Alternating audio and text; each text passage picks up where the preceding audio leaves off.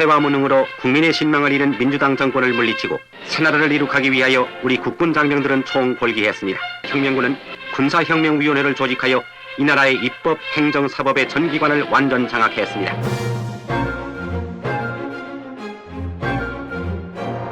박정희 육군소장을 중심으로 한 군부는 장면 내각의 무능과 사회적 혼란을 명분으로 1961년 5월 16일 군사정변을 단행합니다. 군사정변을 일으킨 군인들은 군사혁명위원회를 조직하고 이른바 혁명공약이라고 하는 걸 발표하는데요. 첫째, 반공을 국시의 제1위로 삼고 지금까지 형식적이고 구호에만 그친 반공체제를 재정비 강화한다. 자, 이 혁명공약에 따르자면 대한민국이 가장 우선시 여겨야 될 가치는 민주주의가 아니라 반공이죠. 반공을 중심으로 한 대한민국, 그것이 군인들에 의해서 다시 한번 강조되었던 것이고요. 4.19를 통해서 국민들이 얻어낸 민주주의적 가치는 군인들의 정변으로 인하여 반공 이데올로기 그 뒤편으로 저 뒤로 밀려나 버리게 되는 거죠.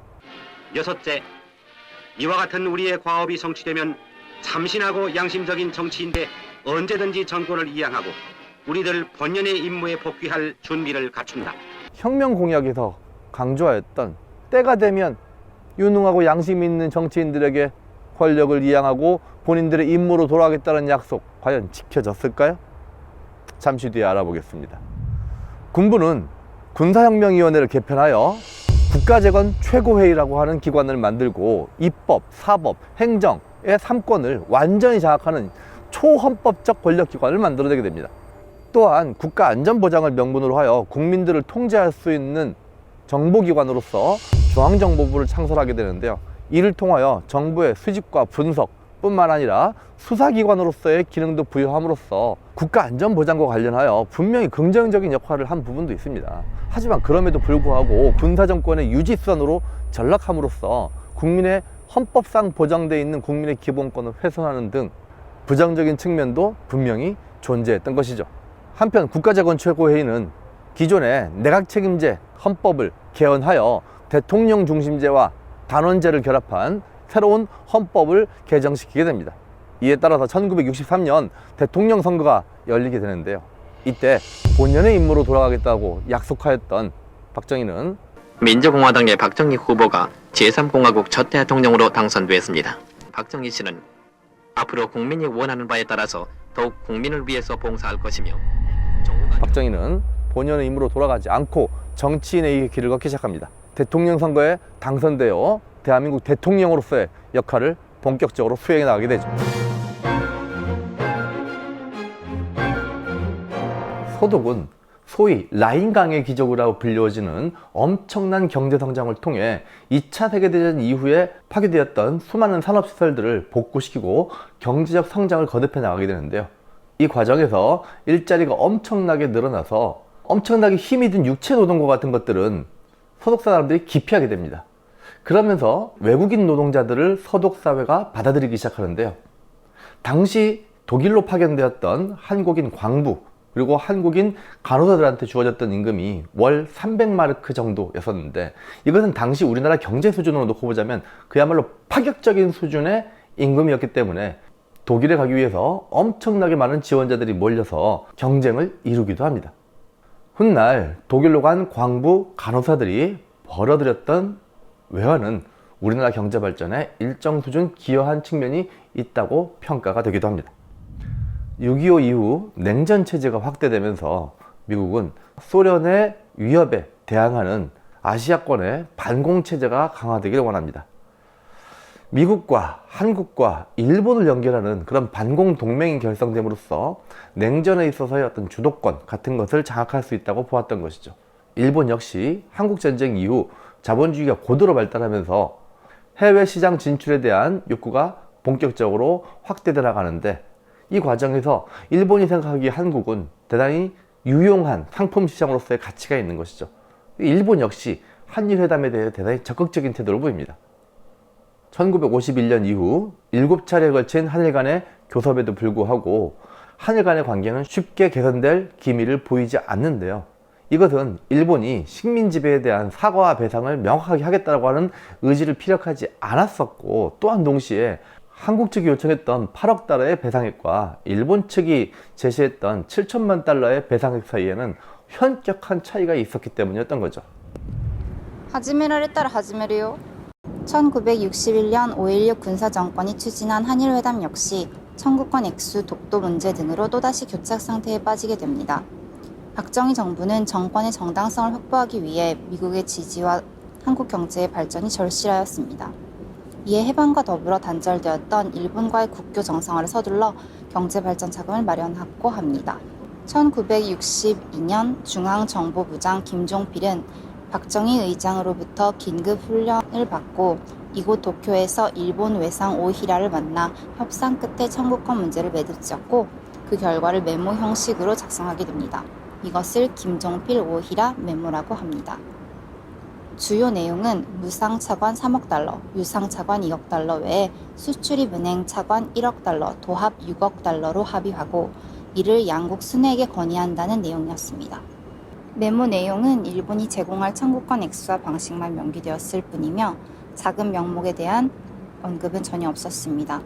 따라서 일본에서는 이를 독립축하금으로 해석하고 한국에서는 청구권 자금으로 해석할 수 있는 여지를 남겨둔 셈이었습니다. 1964년 한일 협상 타결은 실제로 이 메모와 거의 차이가 없는 내용으로 이루어졌으므로 보아 김종필과 오히라 간의 이 회담이 한일 협상의 실질적 타결이라 할 수 있겠습니다. 만약 일본에서 제공하는 이 차관의 의미를 일본 측에서 단순히 독립축하금이라고 하는 명목으로 해석한다면 여기에는 일본이 식민지배에 대한 사과와 배상의 의미가 포함되어 있지 않은 것이라고 할 수 있었겠죠. 한편 한국 측에서 이 일본으로부터 제공되는 차관의 의미를 청구권 자금이라고 해석한다면 기본적으로 식민지 피해에 대한 액수로는 너무 작은 금액인데다가 일반 민간인들의 정신적, 물질적 피해에 대해서는 제대로 보상받지 못한 것이다라고 하는 해석이 가능하기 때문에 당시의 한일국교 정상화 과정에서 제공되었던 일본 측의 차관의 성격의 문제는 오늘날까지도 한일 간에 아주 민감한 주요 외교 쟁점이 되고 있는 것이죠. 1964년 3월 김종필 오히라 메모로 대표되는 한일 간의 비밀 교섭 내용이 일반인들에게도 알려지기 시작합니다. 이 소식을 들은 수많은 학생과 시민들은 대단히 굴욕적인 한일 회담이라고 정의를 내리면서 길거리로 써져나와 굴욕적인 한일 국교 정상화를 반대하는 시위를 본격적으로 해나가기 시작합니다. 이 시위는 멈출 줄 모르고 점점 커져만 갔는데요. 서울 전역은 물론이고 전국 주요 도시까지 그 시위가 확대되었던 것이죠. 1964년 6월 3일이 되게 되면 학생과 시민들 만여 명이 경찰 저지선을 뚫고 광화문 인근으로 진출하여 청와대 근처까지 진출하게 됩니다. 이것을 당시 박정희 정부는 정권의 존립 자체가 크게 위협받고 있었다고 판단했던 모양입니다. 그래서 박정희 정부는 계엄령을 발동하여 학생들의 시위를 짓밟고 폭력적으로 굴욕적 한일국교 정상화 반대 시위를 진압하게 되는데요. 이것을 기반으로 해서 박정희 정부는 그 다음에 1965년에 이르게 되면 한일 기본협약, 즉 한일 간의 국교를 정상화하게 이르렀던 것이죠. 한국 내에서 이렇듯 한일 국교 정상화에 대한 반대 목소리가 엄청나게 터져나왔음에도 불구하고 한국 정부는 1965년 6월 이곳 도쿄의 일본 수상관저에서 한일 기본조약을 정식으로 체결합니다. 이후 박정희 정부가 의도하였듯 10년에 걸쳐서 일본으로부터 한국에 제공된 대일 청구권 자금은 한국 산업 전반에 광범위하게 사용되어 한국의 경제 발전에 기여한 것만은 분명합니다. 하지만 한국 경제의 대일 의존도가 심화되는 문제를 낳기도 합니다. 무엇보다 한일 기본조약 체결 이후 일본군 성노예 문제, 강제징용, 강제징병 문제 등과 관련하여 제대로 된 일본 측의 사과와 배상을 요구하는 일은 상당히 어려워지게 됩니다.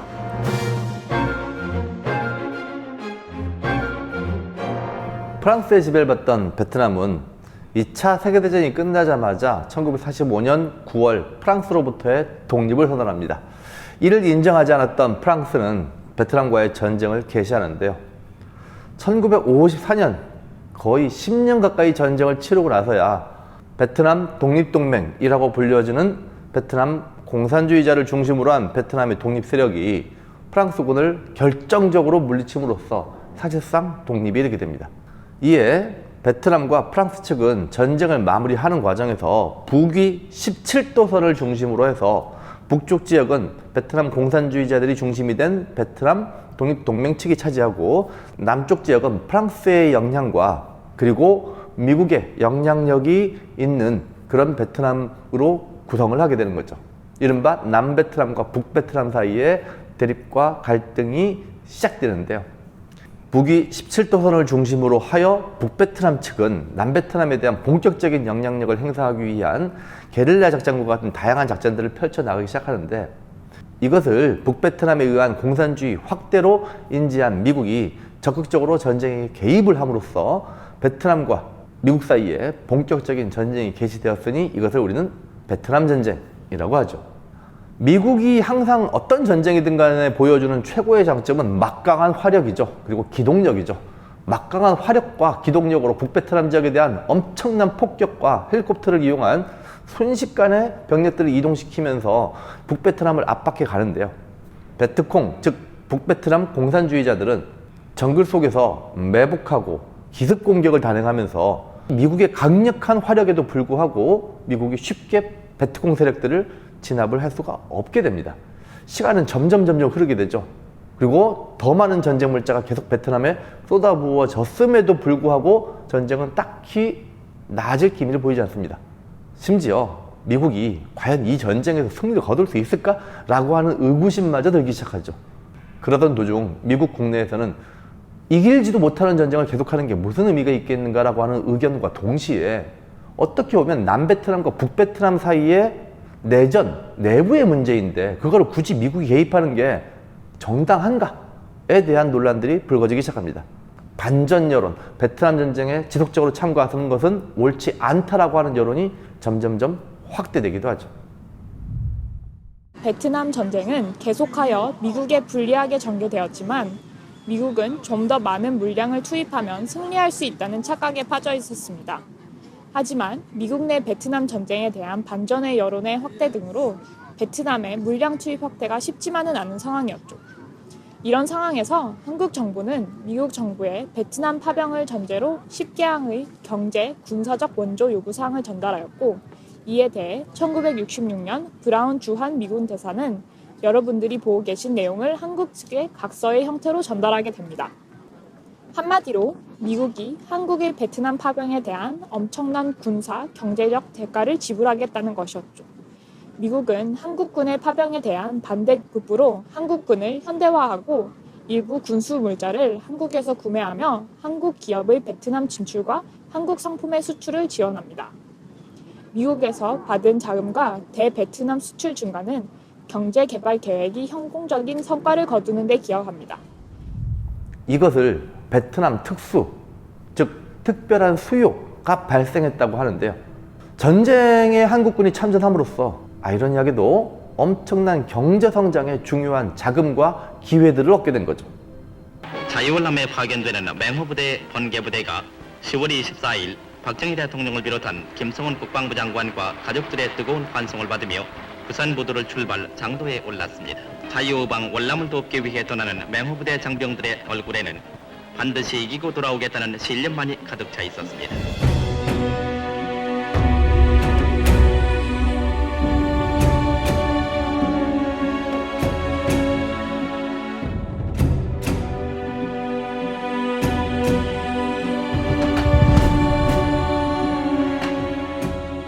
일단 베트남 전쟁은 반공, 즉 공산주의를 격퇴한다는 명분을 가지고 파병된 측면도 되게 강했는데요. 사실 엄밀히 따지고 놓고 보자면 북베트남의 공산주의자들과 우리나라 사이에 직접적인 이해관계 충돌은 존재하지 않았습니다. 사실 이해관계가 존재하지 않는 나라에 돈을 받고 수당을 받으면서 외국의 전쟁에 개입하고 수많은 우리의 젊은이들이 그곳에서 목숨을 잃고 다쳤던 거죠. 또한 베트콩들이 정글을 이용하여 게릴라 작전을 펼치는 것을 막기 위해서 정글의 상당 부분을 불태워버리거나 아니면 정글을 말라 죽게 하기 위한 작전을 펼쳐나가는데요. 네이팜탄이라고 하는 불을 붙게 하는 폭탄, 그리고 고엽제라고 하는 아주 강력한 제초제, 풀을 제거하는 풀, 농약의 일종이죠. 이거를 정글에 살포함으로써 베트콩들의 매복과 습격 작전을 최소화하기 위한 여러 가지 노력들을 기울이는데, 문제는 이 고엽제라고 하는 농약에 다이옥신과 같은 발암물질이 엄청나게 함유되어 있었다는 거죠. 그 사실도 모른 채 한국군들이 작전하는 지역에 집중적으로 뿌려진 고엽제로 인해서 한국군의 적지 않은 수가 전쟁 후에 고엽제 후유증을 앓게 됩니다. 피부 질환, 신경정신과적인 장애뿐만 아니라 온갖 종류의 암이 발병을 하면서 수많은 베트남 참전 군인들이 죽거나 병에 걸려서 오늘날까지도 고생을 하는 등 심각한 사회 문제가 되기도 하죠. 이들 베트남 참전 군인들 중에서 고엽제 피해자에 대한 피해 보상과 치료 누가 해줘야 되나요? 이들에 대한 치료와 보상 문제는 아직도 완전히 해결되지 못한 채 우리 사회의 중요한 과제로 남아 있습니다. 한편 한국군 파병 군인들과 베트남 현지 여성 사이에서 출생한 라이따이한이라고 하는 혼혈아들이 새로운 사회적 문제로 부각되기 시작하는데요. 라이라고 하는 베트남어는 약간 경멸의 의미를 담고 있는 잡종이라는 뜻을 가지고 있고요. 따이한이라고 하는 것은 대한, 대한민국의 대한을 베트남어로 발음했을 때 따이한이라고 합니다. 문제는 이 라이따이한, 이 혼혈아들이 전쟁이 끝난 다음 누가 전쟁에 승리했나요? 북베트남이 승리하죠. 한국은 누구의 편을 들었나요? 남베트남의 편을 들었죠. 그러면 이 전쟁이 끝난 다음에 라이따이한 상당수는 대부분 적군에 의해서 만들어진 아이라고 하는 이유로 엄청난 사회적 차별과 멸시의 대상이 되기도 합니다. 이 라이따이한에 대한 한국인 아버지들 혹은 아버지를 찾지 못한 경우 한국 정부가 이 라이따이한의 문제를 어떻게 해결해야 될까요? 이 역시 우리가 해결해야 될 과제로 남아 있습니다. 그리고 한 가지 더, 교과서에 실리지 않은 아주 중요한 역사적 사실이 남아 있습니다. 증언을 잠깐 들어볼까요? Năm 1968, ngày đó tôi được 8 tuổi. Cuộc thảm sát của quân đội Hàn Quốc đã tước đi mạng sống của 5 người trong gia đình tôi. Đó là mẹ, chị, em trai và dì ruột. 우리 둘 다 광남성에서 벌어진 한국군 민간 낙사 사건의 피해자입니다. Vì sao quân đội Hàn Quốc lại xả súng và ném lựu đạn vào những gia đình chỉ toàn là đàn bà và trẻ em như chúng tôi? Chúng tôi xin được hỏi, đã gây ra tội ác tày trời như vậy mà 50 năm rồi, tại sao những người lính Hàn Quốc? 우리 대한민국은 저 여인들의 고통과 울부짖음에 대해서 어떻게 화답해야 될까요? 어떤 분들이 말씀하시기를, 만일 우리가 베트남에 대해서 사과를 하게 되면 당시 베트남 참전 용사들을 욕되게 하는 것이다 라고 말씀하시기도 합니다. 그분들 입장에서는 목숨을 걸고 공산주의자들을 물리치기 위해 다녀온 전쟁에서 자신들이 마치 전쟁 범죄를 저지른 사람으로 취급받는 것에 대해서 상당히 불쾌한 감정을 갖게 되실 거라고 판단이 됩니다. 하지만 한 가지 분명한 것은 명명백백하게 한국군에 의해서 민간인 학살이 이루어졌다면 그것은 전쟁 범죄이며 이것은 국가적인 차원에서 사과돼야 되고 그에 적절한 배상이 이루어져야 할 거라고 생각됩니다. 그래야만 국제사회에서 우리가 조금 더 떳떳하게 우리에 대해서 전쟁 범죄를 저지른 국가에 대해서 우리가 당당하게 사과와 배상을 요구할 수 있을 테니까요.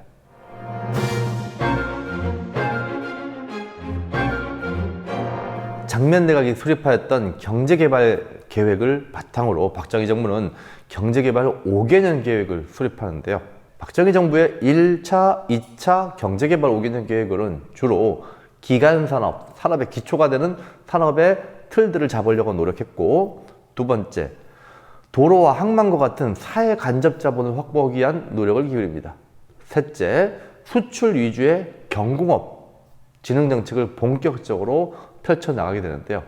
외국에서 들여온 차관뿐만 아니라 서독에 파견했던 인력으로부터 들어오는 외화, 그리고 일본으로부터 확보한 청구권 자금, 그리고 베트남 전쟁을 통해서 미국으로부터 제공받은 경제적 원조, 여기다가 한국의 아주 값싼 노동력을 결합하여 수출 중심의 경제 전략을 본격적으로 펼쳐나가게 됩니다. 이렇게 해서 만들어진 대표적인 사회 간접자본이 경부고속도로죠. 여러분들한테는 너무나 당연한 것일 수 있게 하겠지만 경부고속도로는 이 땅 한반도에 처음으로 생긴 고속도로였죠. 한편 급속한 경제발전의 이면에는 어두운 그늘도 드리워져 가는데요. 정부는 한국산 수출품의 상품 경쟁력을 확보한다는 명분으로 임금을 최대한 저임금 상태로 만드는 이른바 저임금 정책을 사용했고요. 이 저임금 정책에 따라서 노동자들이 최소한의 생존권을 확보할 수 있는 방법, 식량을 확보할 수 있는 방법, 그거는 곡식의 가격을 떨어뜨리는 거죠. 이른바 저고가 정책을 동시에 씁니다. 저임금, 저고가 정책. 최대한 월급을 적게 주면서 그 적은 월급 가지고도 먹고 살 수 있는 구조를 만든 거죠. 당장 농촌 사회가 붕괴합니다. 농촌을 떠난 수많은 젊은이들이 일자리를 찾아서 도시로 몰려듭니다. 노동력의 과잉 현상이 벌어집니다. 그러면 저임금 구조가 그대로 고착화되어 나가는 거죠. 대한민국 경제는 고도로 성장하는데 대한민국의 노동자들은 저임금에 허덕이면서 열악한 작업 환경 속에서 장시간 노동에 시달리는 일이 허다하게 벌어지는데요. 당시에 이렇게 힘들고 고통스러웠던 노동 현실을 개선해보고 바꾸려고 노력했던 한 젊은이가 있었습니다.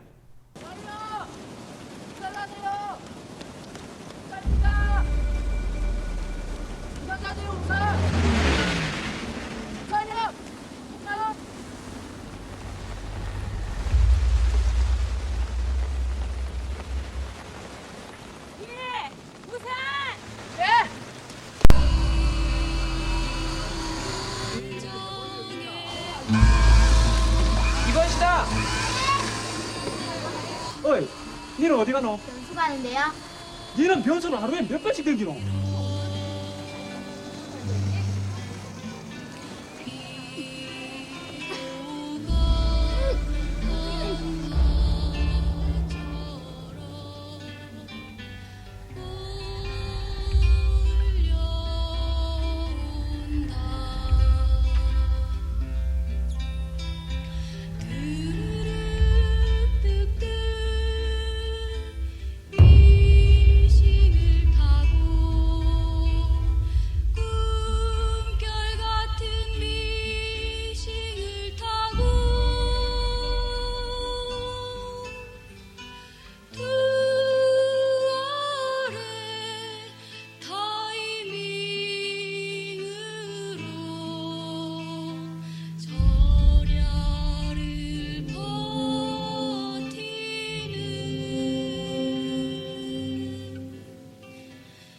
환풍기 정도는 어떻게 해볼까 했는데 그게 지금 한국 실정에선 힘들어.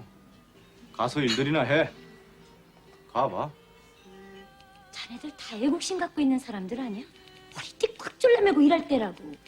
일주일만 기다려라. 곧 개선된다. 또 일주일만 기다려라. 곧 개선된다.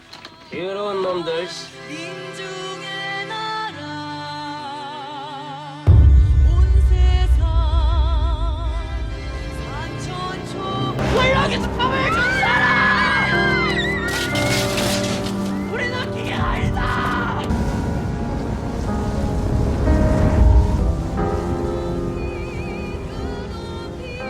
높이 솟아 맞이하리라 민중의 하루하루 다르게 고도 성장을 해나가는 대한민국의 경제. 그 배경에는 수많은 공돌이, 공손이들이 땀을 흘린 그 대가로서 대한민국의 경제가 발전하고 있었다는 사실을 알려준 것이 청년 전태일이었죠.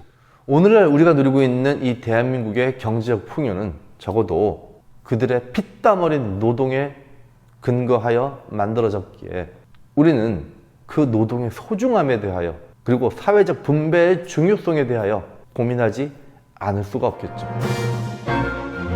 찌르자 공산도배, 타도하자 김일성. 1963년에 대통령이 됐던 박정희는 4년 뒤 1967년 다시 재선에 도전하게 됩니다. 윤보선 후보와 맞붙은 박정희는 압도적인 표차로 다시 대통령 재선에 성공을 하게 되는데요. 이 무렵 남북 간에 긴장이 고조되는 사건들이 이어이어 발생하기 시작합니다. 1968년 새해가 밝자마자 김신조를 비롯한 수십 명의 무장 간첩들이 서울 시내 한복판으로 침투해서 청와대를 공격하려다가 시내 한복판에서 경찰과 총격전을 벌이다가 대부분 다 사살되고 김신조는 체포되는 사건이 벌어집니다. 1월 21일 밤 10시경 북한군의 무장 간첩단이 어둠을 타고 감히 서울까지 와서 난동을 부렸습니다. 불과 며칠 뒤 미국 첩보함이었던 푸에블로호가 북한 영해를 침범했다는 이유로 북한 측에서 푸에블로호를 일방적으로 납포하는 사건이 벌어지기도 하죠. 서울 무장 간첩 침입과 때를 같이 해서 침략자 북한 괴뢰는 동해 공해성에서 미 해군 정보 수집함 푸에블로호를 강제 납치했습니다. 그리고 그해 11월 동해안의 울진과 삼척 지역에 무려 120명이나 되는 무장경비들이 침투하여 곳곳에서 무고한 양민들을 학살하는 일까지 벌어집니다. 이 사건을 계기로 하여 북한의 남침 의혹이라고 하는 것이 훨씬 더 부각되기 시작하면서 반공 이데올로기는 아주 확대되기 시작했고요. 한미 간의 군사동맹은 더더욱 강력해지기 시작합니다. 그리고 북한의 이러한 무력 도발을 막아내기 위해 군 병력을 확대할 필요성이 제기되면서 제대한 군인들을 중심으로 한 향토 예비군 제도가 만들어져서 오늘날까지 운영되고 있기도 합니다.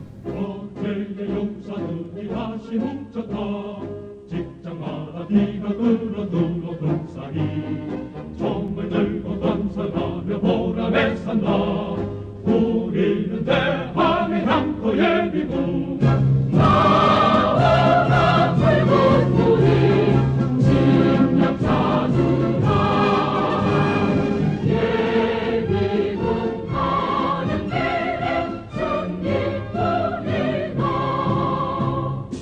이러한 결심을 하지 않으면 안 될 입장을 여러분들은 10분 이해해 주실 것으로 믿습니다. 반공 이데올로기가 강화되는 가운데 국가안보는 가장 중요한 정치적 이슈로 떠오르기 시작합니다.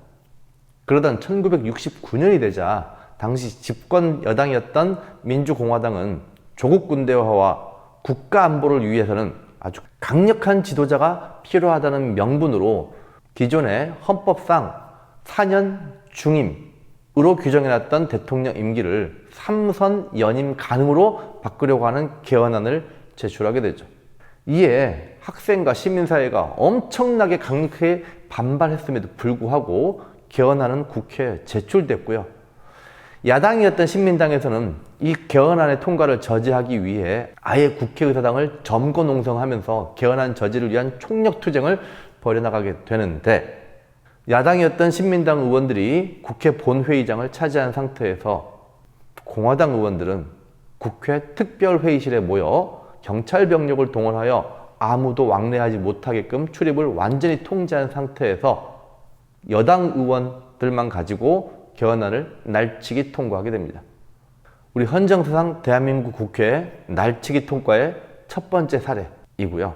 발췌개헌, 4.4 오입 개헌에 뒤이어서 대통령의 집권을 연장하기 위한 세 번째 개헌이 이루어진 순간이었습니다.